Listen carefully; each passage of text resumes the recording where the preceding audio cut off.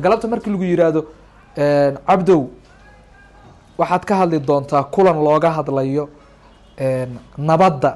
iyo isdhexgalka bulshada soo fiirfiiri nabadda maxaa suugaanta looga yiri heesaha maxaa looga yiri adoo haraac qabow iyo hagarli ku jira nabad dhiishaadu hilan tahay layskama haraatiyo fidma huruda weligaa lama hodahodeeyo looma hadsha gacanta waa lagu hagoogtaa inta kaliya haddaad tiraado intaad madasha nabadda tiraado dadkoo dhan maqsuud bay kuu ahaanayaan waa maxay aftahanimo afka aad ku hadlayso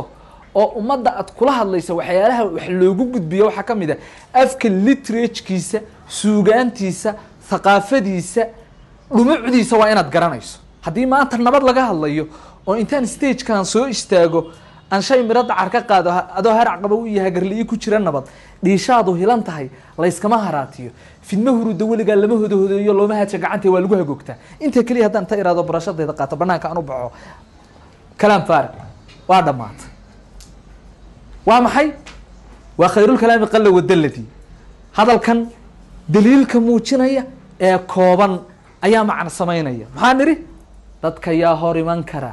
dibnihiisa furi kara hadal deeqo oran kara hadalku deeqaanku iri sheekh marka waa inaad aftahan waa inaad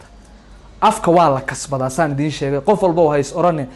waliba dhalinyarada dalkan ku dhashay in badan oo kamid ah xataa inayna qoraalka iyo magaciisiga aanay garanayn baa laga yaabaa laakiin afka wuxuu kamid yahay afka Soomaaligan ka hadlaya wuxuu kamid yahay waxyaalaha luuqado waxyaalaha muktasibka ayuu kamid yahay oo qofku kasban karo macallin u qabsan karo kuleej u geli karo